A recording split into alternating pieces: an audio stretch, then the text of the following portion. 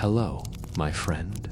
It's a privilege to host you tonight on the Sleep Wizards Library podcast, the podcast where we get cozy and drift into rest, taking a different journey together every night. My name is Noah Ellis, your storyteller from the USA. Before we begin, why don't you settle in comfortably? If you have headphones nearby, slip them on gently. Soften the volume until my voice feels like it's coming from just beside you, warm and close. Can you hear that gentle fire crackling? Pull your blanket up around your shoulders. Let it wrap you in its familiar weight. Take one slow, deep breath with me now, filling your lungs completely. Then release it softly. Good. Now count 10 calm seconds with me, letting each number carry you deeper into comfort. 1, 2, 3. Feeling your shoulders drop. 4, 5, 6. Letting the day's tensions melt away. 7, 8, 9, and 10. There you are, safe and ready.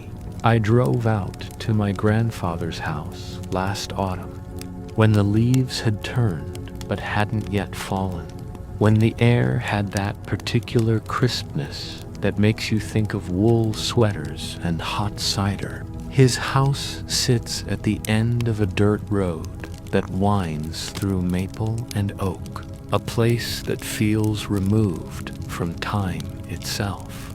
The building is old, older than anyone in town can properly remember. Built from massive timber beams and stones pulled from the nearby creek a century ago. When I arrived, he was already in his chair by the hearth, as if he'd been waiting there since my last visit years before.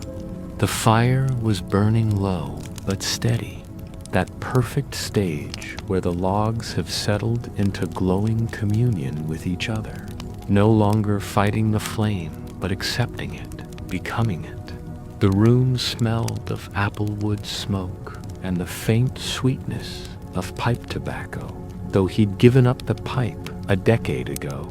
Some scents, I think, become part of a house's memory.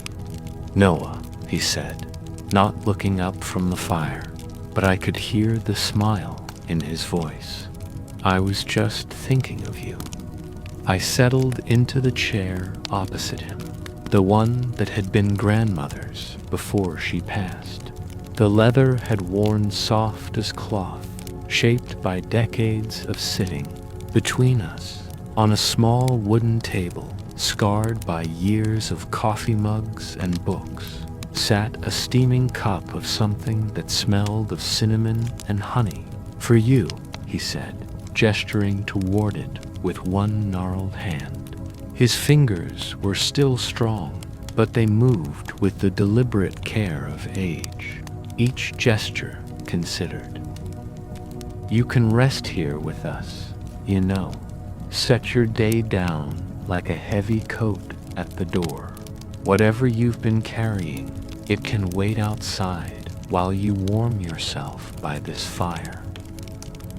Tell me a story." "Grandpa," I said, the words coming out before I'd thought them, the way they had when I was 7, 10, 15. Some rhythms never leave us. He leaned back, the chair creaking in that particular way that meant he was settling in for something long. His eyes, still bright blue, despite his 87 years, reflected the firelight like water. "Did I ever tell you," he began, his voice taking on that storyteller's cadence, slow and measured, "about how I met your grandmother, the real story, not the short version we told at dinner parties?" I shook my head, though perhaps he had and I'd been too young to really listen. Sometimes we're not ready for certain stories until we are. It was 1952, he said, in a village so small it's not even on maps anymore. Swallowed up by the interstate system, I suppose. But then, oh then, it was the whole world to us who lived there. His voice carried me backward, and I could almost see it as he spoke.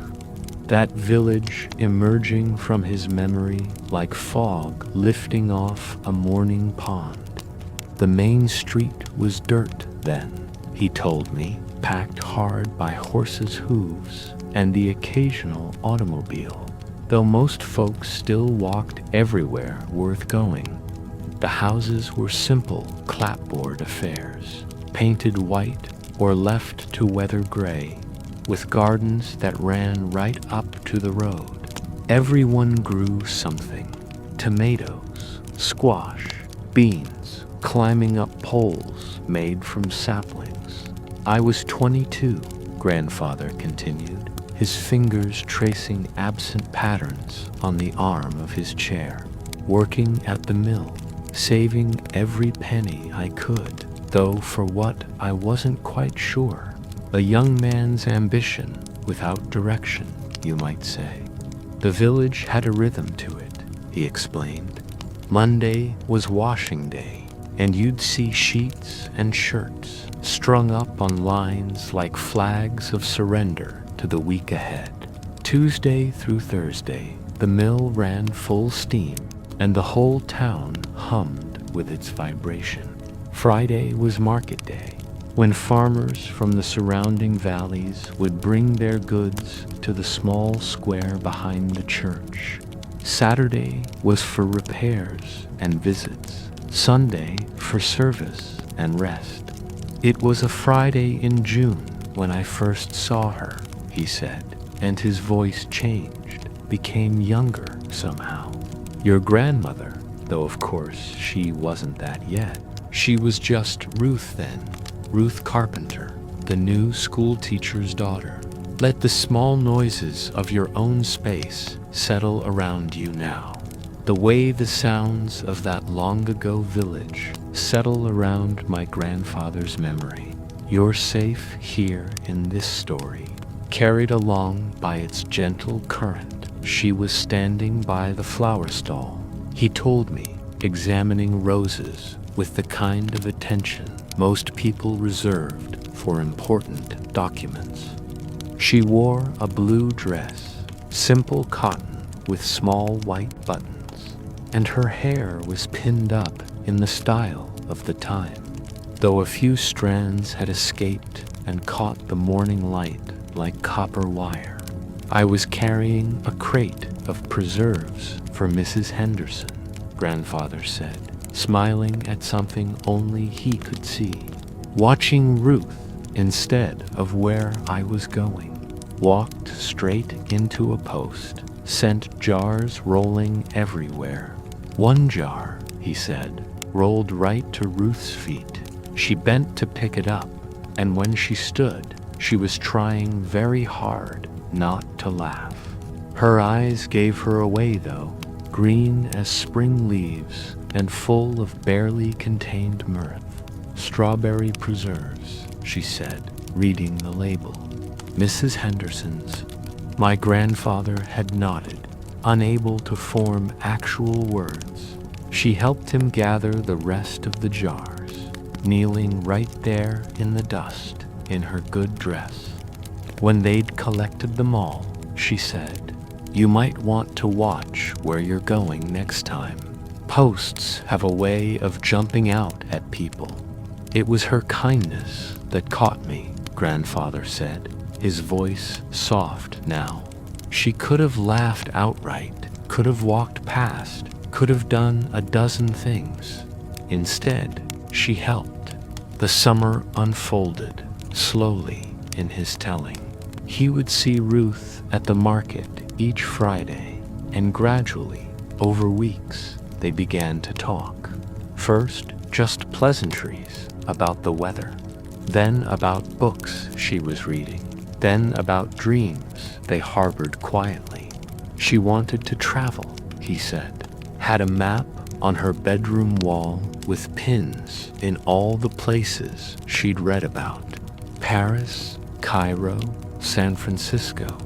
I'd never been further than the next county, but listening to her talk about those places, I could see them. You can rest your hands now. Let them lie quiet and heavy. There's nothing you need to hold on to except this story, their first real conversation beyond those market exchanges, came during the church picnic in July. My grandfather had been conscripted to help set up tables, and Ruth was arranging flowers in mason jars for centerpieces. A sudden gust of wind, common in that valley, sent one of the tablecloths sailing like a ship's sail. We both ran for it, he said, chuckling. Must have looked like we were chasing a ghost across that field. Finally caught it by the oak tree, both of us grabbing corners at the same time. We stood there, out of breath, holding this tablecloth between us like a treaty, and she started laughing. Real laughter, not the polite kind. I'd never heard anything quite like it. They walked back together, folding the cloth as they went, and somehow that simple action became a dance, stepping forward and back, bringing the corners together. By the time they reached the tables, they were talking like old friends. She told me about her father's work, grandfather continued. He'd been a teacher in Boston before bringing her out to our village for the simpler life after her mother passed. She missed the city sometimes, but loved the morning mist in our valley, the way it clung to the hollows like secrets.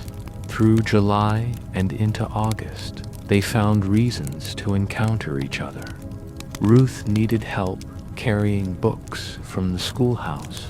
My grandfather happened to be walking that way. The church needed volunteers for the harvest festival. They both signed up. Small, manufactured coincidences that fooled no one but gave them permission to spend time together within the bounds of propriety. Those were different times, my grandfather explained, reading something in my expression. You didn't just ask a girl to dinner. There were steps to follow, permissions to seek, reputations to consider. The first real test of their connection came during the August storms. The valley was prone to sudden weather, and that year brought a deluge that washed out the bridge connecting the village to the outer farms. Ruth's father was away at a teaching conference, and she was alone in their small house when the winds started pulling at the shutters. I knew she'd be frightened, grandfather said. Or rather, I told myself she might be, which gave me an excuse to check on her. He'd walked through the rain, he told me, water streaming off his hat brim, boots squelching in the mud. When he knocked on her door, she opened it immediately, as if she'd been waiting. I'm perfectly fine, she'd said, though he could see a candle trembling in her hand. Of course you are, he'd replied. I was just passing by in this storm, just passing by. They'd stood there a moment, rain drumming on the porch roof, before she stepped aside to let him in. Let yourself sink deeper into your chair or bed now, the way my grandfather sank into this memory. Feel how the story holds you, safe and warm.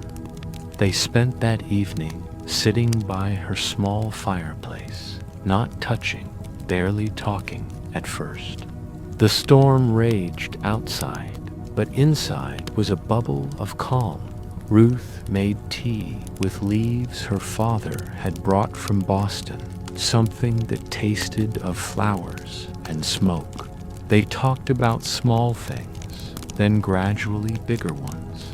Dreams, fears, the way the world seemed to be changing faster than anyone could track. She showed me her map that night, grandfather said. Led me to her father's study, where it hung. All those pins, those dreams of elsewhere. I stood there, looking at it, feeling like I was losing her before I'd even had a chance to win her. Then she said something I'll never forget. She said, "They're just places, William. Points on paper. I'm starting to think the real adventure might be in staying still long enough to really see where you are." The storm passed near midnight. My grandfather walked home through air, washed clean and sharp, stars visible between the racing clouds. The next morning, the whole village was out assessing damage, clearing debris, helping neighbors. Ruth was there too, her dress hem muddy, helping old Mrs. Garrett salvage her garden. That's when I knew, grandfather said. Not when she was dressed fine for church, not when she was speaking about far-off places, but when she was knee-deep in mud, replanting someone else's tomatoes. September brought the Harvest Festival, the biggest event in the village calendar. There would be dancing, which meant my grandfather finally had a sanctioned reason to take Ruth's hand, even if only for a reel or two. I practiced for weeks, he admitted, color rising in his weathered cheeks even now. Made my younger brother James play Ruth's part until he threatened to tell everyone in town I'd gone soft in the head. The night of the festival, the whole village square was strung with lanterns. Tables groaned under the weight of pies and preserves, late summer vegetables, and fresh bread. The band really just for men, with instruments held together by prayer and habit. Set up on a makeshift platform, Ruth wore a green dress that matched her eyes with her grandmother's pearl pins in her hair. When my grandfather asked her to dance, formally, in front of everyone, she accepted with equal formality, but he saw the smile she was fighting to contain. The first dance was terrifying, he said. I was counting steps in my head. Sure, I'd tread on her feet, but then the music took over, and she was so easy to lead. Or maybe she was leading me. We moved together like we'd been doing it for years. They danced 3 dances, which was daring, borderline scandalous. By the 3rd, people were watching, whispering. Ruth's father had returned from his conference and stood at the edge of the square, arms crossed, expression unreadable. You are safe here in this moment, in this story. Let your breathing slow to match the rhythm of those long-ago dances. After the dancing, my grandfather fetched Ruth a glass of cider, and they walked to the edge of the square where it was quieter. They could still hear the music, see the lanterns swaying, but they were apart from it too, in their own small world. I need to speak with your father, my grandfather said, the words coming out in a rush. Ruth looked at him steadily. About what, William? You know about what, I might, she said. But a girl likes to hear these things, said plainly. So he said it, there in the shadow of the church, with the harvest moon rising over the valley. He told her he loved her, wanted to court her properly, wanted to build a life with her if she'd have him. She didn't answer right away, grandfather said, his eyes distant. For a terrible moment, I thought I'd misread everything. Then she took my hand, just for a second, squeezed it, and said, "Speak to my father." "But William, the answer is yes." The formal courtship lasted through the fall and winter. My grandfather would come to Sunday dinner at the Carpenter house, sitting stiffly in the parlor afterward while Ruth played the piano and her father read. They were allowed to walk together, but only in public, only in daylight. They exchanged letters, though they lived just 3 streets apart. "I still have them," grandfather said suddenly, gesturing toward a box on the mantel I'd never noticed before. Her letters, tied with the same ribbon she used then. Winter brought its own challenges. The mill cut back hours. Money was tight. Ruth's father started making noises about returning to Boston, where Ruth could find a more suitable match. My grandfather worked every odd job he could find, shoveling snow, splitting wood, anything to save money and prove his worth.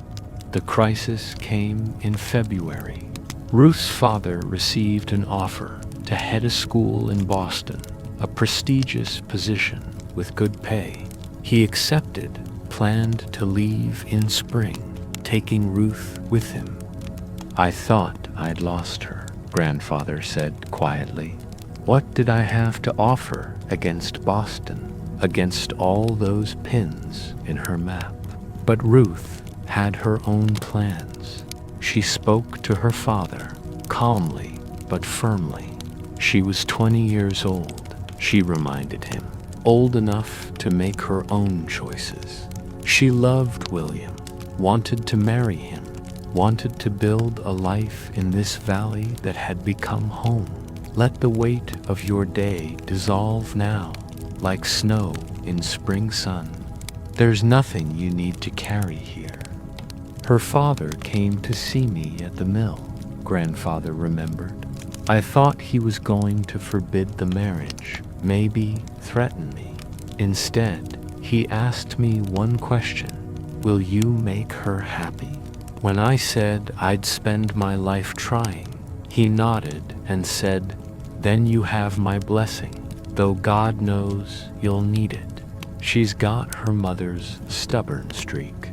They married in April, when the dogwoods were blooming and the valley was soft with new green. It was a simple ceremony in the church, with the whole village attending. Ruth wore her mother's wedding dress, altered to fit, with fresh flowers in her hair. My grandfather wore his one good suit, pressed so carefully the creases could have cut paper. When I lifted her veil, he said, his voice dropping to barely above a whisper. She was crying and smiling at the same time. "No more letters," she whispered. "No more Sunday parlors." And I whispered back, "No more goodbyes at the gate." They moved into a small house at the edge of the village, 2 rooms and a kitchen with a garden plot out back. Those first years were lean but full. They learned each other's rhythms, the way Ruth hummed when she cooked, the way my grandfather needed silence with his morning coffee. They planted vegetables and flowers, built a chicken coop, slowly made the house a home. "We never did travel to those places on her map," grandfather said. "Never saw Paris or Cairo, but we saw 63 years together. Saw our children born, saw them grow and leave and return with children of their own. Saw the village change, the mill close, the world speed up around us while we stayed still." He was quiet for a long moment, and I thought perhaps he'd fallen asleep. Then he spoke again, softer still. "She died in that same house, you know. In the bedroom we'd shared all those years." It was April again. dogwoods blooming, just like on our wedding day. Her last words to me were, "What an adventure it's been, William. What an adventure." The fire had burned lower while he talked, the logs collapsing into glowing coals. The rain outside had gentled to a whisper. I felt something in my chest loosen, some tight knot I hadn't known I was carrying. "Grandpa," I started, but he waved his hand gently. "She's not gone, not really," he said. "She's in this house, in that garden out back that still grows her roses. She's in the stories, in the way you laugh that sounds just like her. Love like that doesn't leave Noah. It just changes form, like water to steam to rain. You can rest now, truly rest. Set down whatever you've been holding. The fire is warm, the night is quiet, and you are safe here." The young people today, grandfather continued, a slight smile playing at his lips. They think love should be fireworks and drama, but real love, lasting love, it's quieter than that. It's choosing the same person every morning, even when they're grumpy, even when you're tired. It's Ruth mending my socks for the 1,000th time. It's me fixing that squeaky hinge she mentioned every day for 30 years. It's sitting together on the porch, not needing to say anything because everything important has already been said. He shifted in his chair, reaching for a quilt that lay folded on the side table. His movements were slow, careful, but sure. He spread the quilt across his lap, and I recognized it as one Ruth had made, her tiny, perfect stitches holding together pieces of fabric from clothes worn through, curtains replaced, remnants of a life lived fully. "You know what I learned from 63 years with that woman?" he asked, not really expecting an answer. "Love isn't about the grand gestures. It's about the accumulation of small kindnesses. It's bringing her tea without being asked. It's her leaving the porch light on when I'm working late. It's a million tiny choices to be gentle with each other, even when the world is not gentle with you." The room had grown darker, the fire providing the only light, now painting everything in warm golds and soft shadows. I could hear my grandfather's breathing, steady and calm, a rhythm I'd known all my life. "That first year," he said, returning to his story, "we were so poor we ate potatoes for 2 weeks straight. Ruth never complained, just found new ways to cook them, made a game of it. Tonight," she'd announce, "we're having French pommes de terre," and served the same boiled potatoes with a sprig of parsley she'd grown in a pot on the windowsill. Feel your own breathing slow now, matching the gentle rhythm of this story, of this quiet room, of this peaceful night. "But we were happy," he continued, "happier than we had any right to be in that little house with its leaking roof and smoking chimney. We'd lie in bed at night, listening to the rain drip into the pot we'd placed in the corner and plan our future. Not the grand adventures from her map, but real things. A better roof, a second cow, children laughing in the garden." He told me about their first Christmas together, when they couldn't afford a tree, so they decorated a coat rack with paper chains and popcorn strings. About the August when the well ran dry and they had to carry water from the creek, turning it into evening walks together. About the winter Ruth got so sick he thought he'd lose her, and how she pulled through just as the spring crocuses pushed through the snow.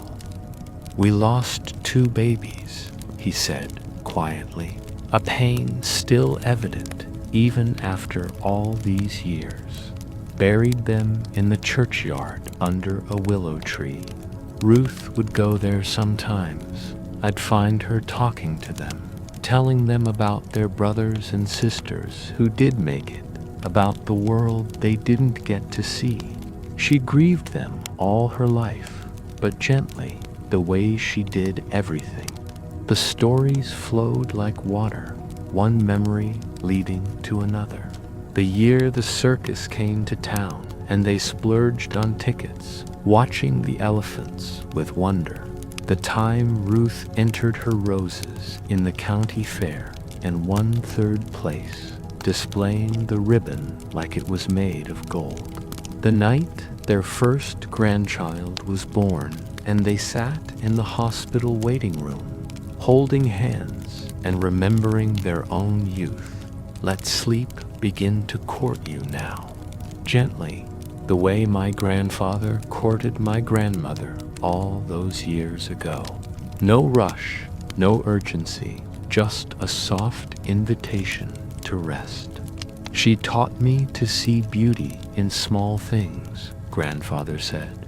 "The way frost patterns on a window look like ferns, how the steam from soup makes little clouds, the sound of sheets on a clothesline like ship sails. I was always rushing to the next task, the next season, the next year. She taught me to be still, to really look." He reached over to the table beside him and picked up something I hadn't noticed before. A small wooden box, worn smooth by handling.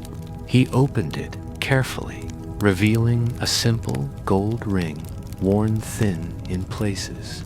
"Her wedding ring," he said. "She wanted you to have it when the time comes.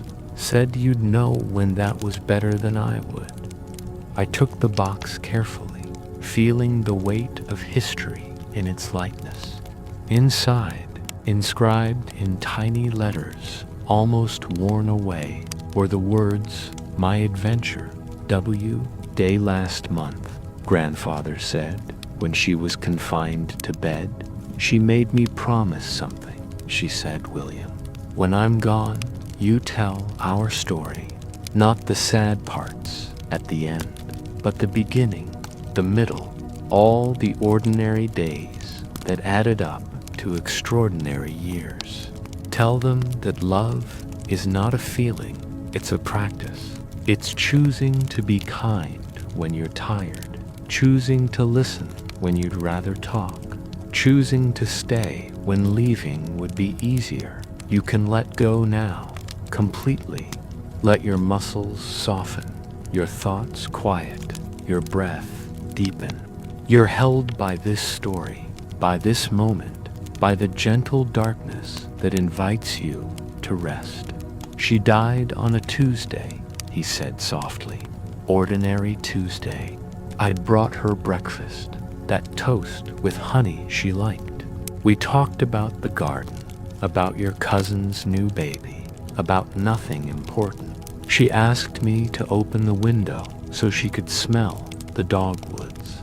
I sat beside her, holding her hand, and she just quietly left, like she was stepping into the next room. The fire was just embers now, glowing like tiny hearts in the darkness. The rain had stopped completely, leaving only the sound of water dripping from the eaves, a peaceful rhythm like a lullaby. But here's the thing, Noah, my grandfather said, leaning forward slightly. She's still here. In the creak of that third stair she always avoided, in the way the morning light comes through the kitchen window, just so, in the roses that come back every year without fail, no matter how hard the winter. Love like that doesn't end. It just transforms, becomes part of the fabric of everything." He pulled the quilt up higher, settling back in his chair. You know, sometimes, late at night, I still talk to her. Tell her about my day, about who visited, about the news from town. And sometimes, I swear I can hear her laughing at my jokes, the way she always did, trying to pretend they weren't funny when we both knew they were. Feel yourself sinking deeper now, like settling into the softest bed, surrounded by warmth and safety and the echoes of a love story that lasted a lifetime. That's what I want you to remember, he said, his voice growing softer, as if he, too, was being pulled toward sleep. Love isn't about the fireworks at the beginning. It's about still holding hands when you're old and gray. It's about choosing the same person every single day for 63 years and never once regretting it. It's about creating a life so intertwined that even death can't fully separate you. He was quiet then, and I thought he'd drifted off. The room was so peaceful, just the sound of our breathing and the occasional pop from the dying fire. Then he spoke once more, so softly I almost missed it. She's waiting for me, you know, not in a hurry. She was never in a hurry, but waiting, the way she used to wait for me to come home from the mill with the light on and something warm on the stove. And when my time comes, I'll go gladly, not because I'm tired of living, but because I'm ready for the next adventure with her. Let yourself drift now, carried by the current of this story toward peaceful sleep. You are safe, you are warm, you are held by the gentle darkness. I sat there with him as he dozed, watching the embers fade to ash, thinking about love and time and the way stories connect us across generations. The ring box sat heavy in my pocket, a tangible link to a romance that began at a market stall and lasted beyond death itself. When I finally rose to leave, covering him with an extra blanket, he stirred slightly. Tell the story, Noah, he mumbled, half asleep. Tell them it's worth it. All of it. The worry and the wait and the work. Tell them love is the only thing that lasts. And so I've told you, here in the darkness, this story of ordinary love that became extraordinary through simple daily choice. You can rest now. Really rest. Let the story settle into your bones like warmth from a fire. Let your breathing deepen and slow. Close your eyes if they're not already closed. Feel how heavy your body has become, how peaceful your mind. You're safe here, wrapped in this story like my grandfather's quilt, held by the memory of a love that conquered time. Sleep now. Sleep deeply and well. Let dreams come gentle as rain, warm as firelight, sweet as honey on toast. Rest in the knowledge that love endures, that stories connect us, that morning will come softly when you're ready for it. Rest now. Rest completely. You are safe. You are loved. You are home. Sleep.